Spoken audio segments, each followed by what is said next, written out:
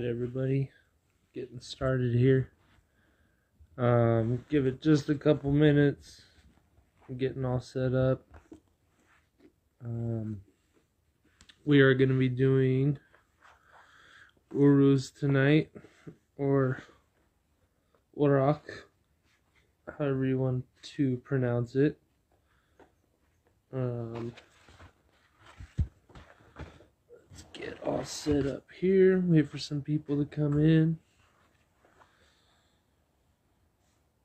But so last week we did Fehu, and I think we kind of actually through most of the comments got the questions answered. I don't think there was so much questions on the actual meanings or anything like that.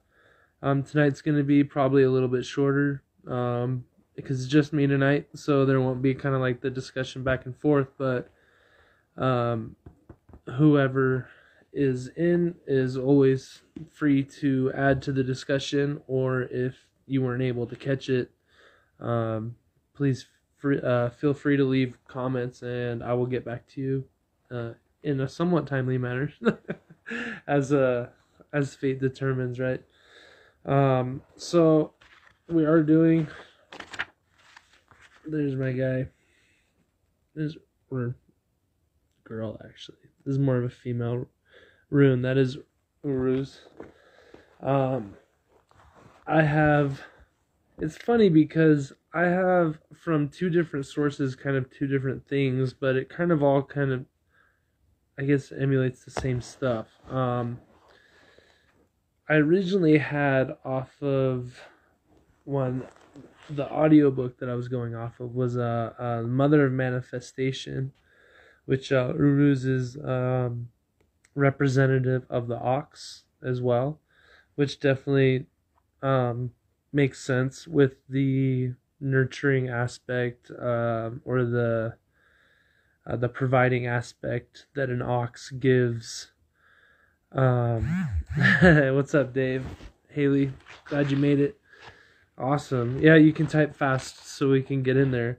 I was just saying, like, the difference of kind of things I got. So from what I gathered from my audiobook was the Mother of Manifestation, patterning and formulating, power of the multiverse, unmanifested pattern of power, forming force, wisdom of natural order, or like ancestral wisdom. Hi Haley, how's it going? Glad you can make it. So strength, health, vitality, which is all things that I like really relate to the ox. Of course, you know, with the ox being such a provider of many different things, especially back in those days, where really there was cattle farm between, you know, ox was a big herd for a lot of people up there. So but I also have an archetypal trial, a rite of initiation, or something that it represents getting over a hurdle or something that is in your path. So it can kind of be two very different things, but I do get and not necessarily a physical conflict. This could be a mental conflict within yourself. Leftover emotions, or being degraded by other people, or people that have like limited you or wanted you to not necessarily know how powerful you are, stuff like that. A lot of us are recovering from different religions. I've talked about the challenges of growing up in, you know, a Roman Catholic then Christian family, and it was, you know, you can't really go and tell your father that you know, the father of the church, that you know, you just had an outer body experience on your way to school today. So that's, you know, that's a hurdle too, or just getting outside of that whole kind of Christian mind of things, where it's like, you know, we pray to the gods for what we want. And it's like that's not how our relationship goes with the gods. It's not like there's this crazy like consequence that when you die you're gonna go to hell if you didn't, you know, go and get together with all your heathens every Sunday and worship Odin. Like, that's not it. It's like you live an honorable life, you honor the gods, you honor yourself by doing good things for yourself, your community, your family. But also there is something that comes up on as into mythology. There's a Thor and the Giant's Herd, where in mythology there are many contests of strengths wherein gods set out to prove or simply enjoy themselves by wrestling with primal forces. A favorite theme is the visit of Jotunheim, the land of the giants, where Thor is to he's challenged by Ymir, or Hymir, sorry. He challenges the god Thor to a trial of strength, provoked by Thor's consumption of 2 of Hymir's precious oxen in Hymir's own hall. The god consents to row out far to sea with Ymir and finishing a contest in order to prove his prowess to uncouth. Before they can begin, Hymir rudely tells Thor he must find his own bait. We hear now Thor fells a wild ox named Hymirnath, heaven bellower from the giant's herd. So that's that. The significance in there is that the ox in the story is representative of creating a hurdle or creating conflict, something you need to get over. I keep thinking of obstacles, and I keep going back to, and I was meditating on this before the video, that obstacles are so much more of like an inward thing as opposed to something like an outward force. Like we're so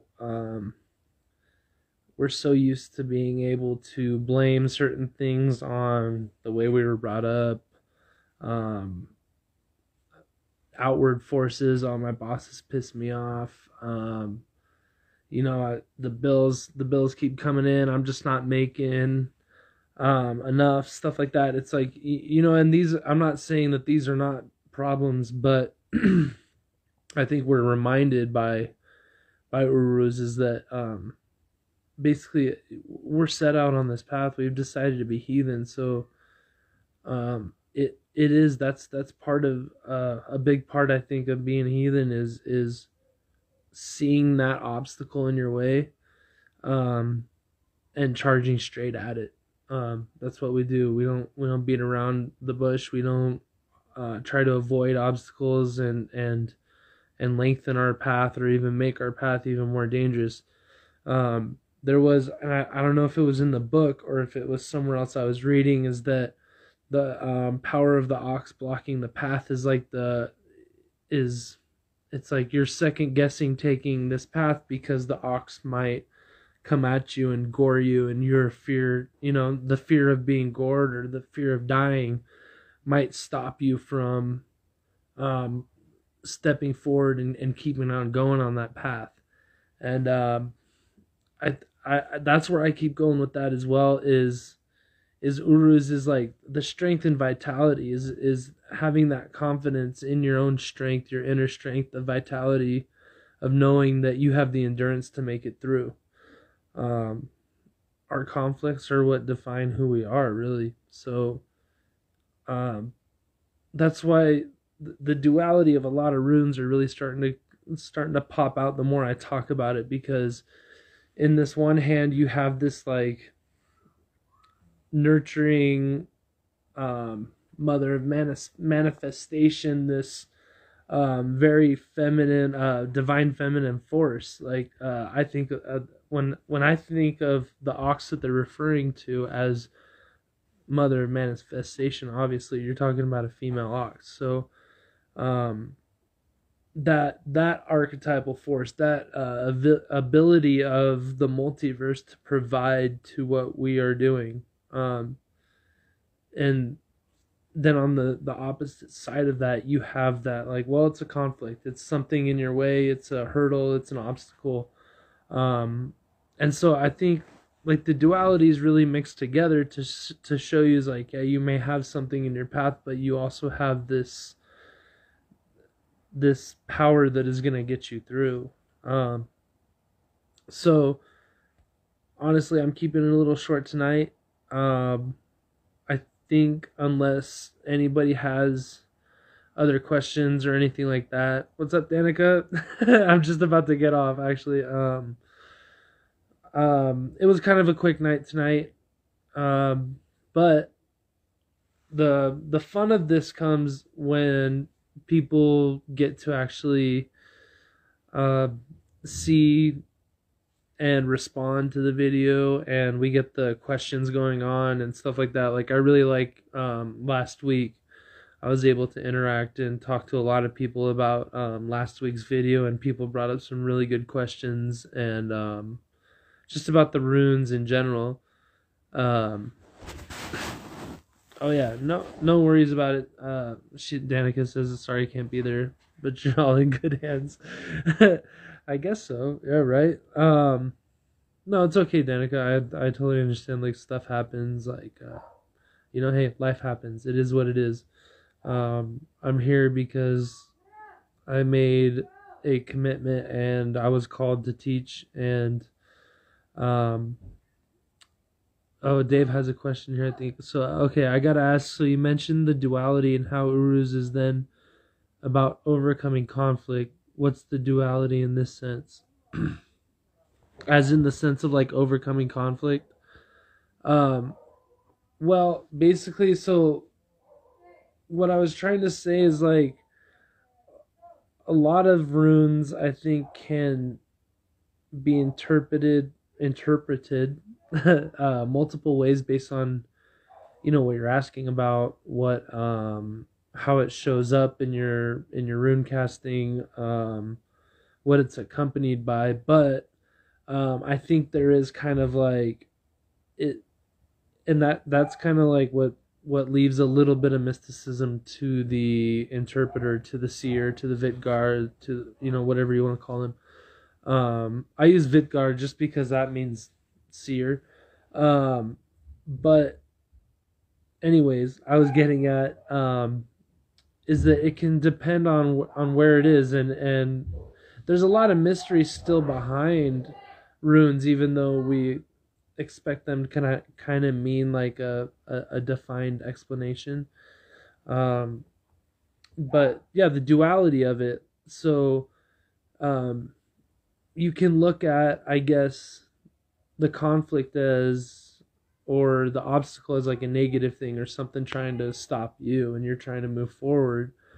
And so that could be like kind of like a negative connotation to some people, but on the flip side of that is that you have this strength within you, this will and endurance to actually go on. If that, I hope I'm answering your question and not dancing like around it. I hope that works. But yeah, I think a lot of runes have multiple meanings, and two seems to come up a lot, but I know there's plenty more to it than just two different meanings. It's just kind of okay, good, awesome.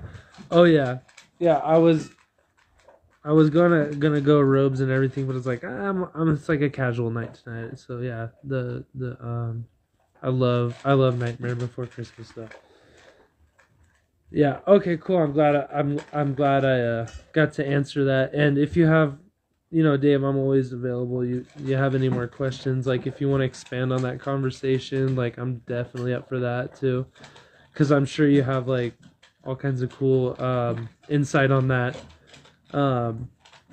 But yeah, hit me up anytime. If anybody else has any other questions, please feel free to message me, and we'll get everybody kind of on the same track, I guess, on a basic definition of our runes.